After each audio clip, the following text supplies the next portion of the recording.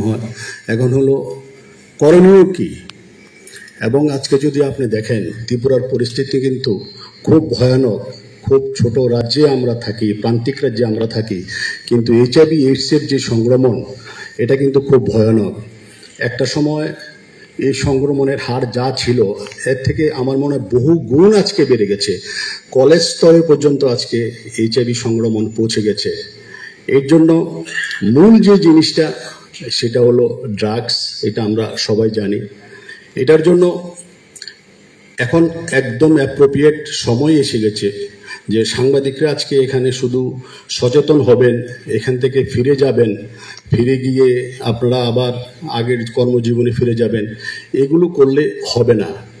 গিয়ে এখান থেকে যারা আপনারা যাবেন, গিয়ে আপনারা নিজেরা দায়িত্ব নিয়ে ওই এলাকাতে কাজটা করতে হবে যাতে ড্রাগসটা বন্ধ হয়। যাতে দেখবেন ড্রাগসটা যদি বন্ধ করা যায় যুবকদের মধ্যে, দেখবেন HIV সংক্রমণটা ধীরে ধীরে কমে আসছে।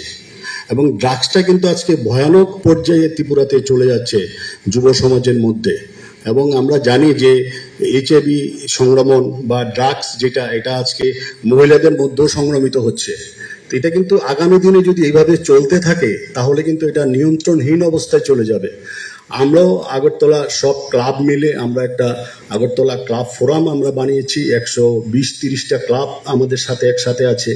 আমরাও এই কাজটা আমরা করি, এই কাজটা আমরা করে থাকি, বিভিন্ন এলাকাতে করে থাকি।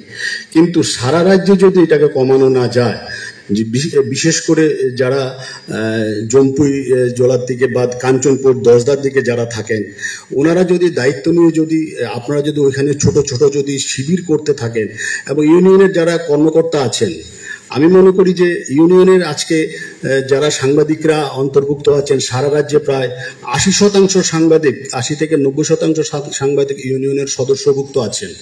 আপনারা যদি সবাই যদি ড্রাগস এবং HIV ইনফেকশনের উপর যদি ছোট ছোট ক্যাম্প যদি আপনারা করতে পারেন, ওই স্থানীয় লেভেলে যদি করতে পারেন, এবং ওইখানে যারা স্থানীয় প্রশাসন আছে তাদেরকে যদি আপনারা কাজে লাগাতে পারেন, তাহলে দেখবেন যে অনেকটা অ্যাওয়ারনেসটা গড়ে উঠবে।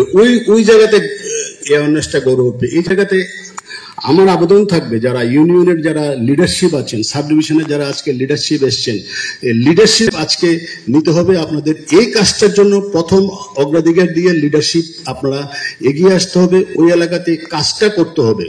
আপনারা অনেকগুলো কাজ আপনারা করেন, পূজার সময় করেন বা অনেক সময় রক্ত সংকট হলে করেন, কিন্তু এই কাজ থেকেও আজকে কিন্তু এই যে HIV সংক্রমণ বা ড্রাগস, এটাকে আজকে আপনারা অগ্রাধিকার দিয়ে করতে হবে।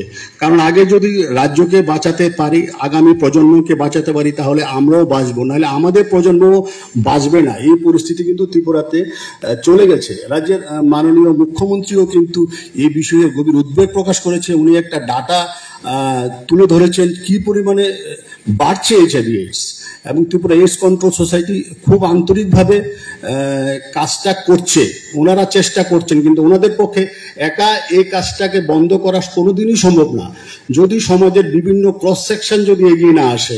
তো আমি বলবো যারা স্থানীয় লেভেলে সাংবাদিকরা যারা লিডারশিপ দিচ্ছেন আমাদের ইউনিয়নে, আমাদের প্রত্যেকটা সাব ডিভিশন লেভেলে জেলা স্তরে আমাদের কমিটি আছে, স্ট্রং কমিটি আছে, এবং কোনো সাব ডিভিশন নেই যে ইউনিয়নের কমিটি নেই, এবং ওই সাব ডিভিশনের ম্যাক্সিমাম সাংবাদিক ইউনিয়নভুক্ত।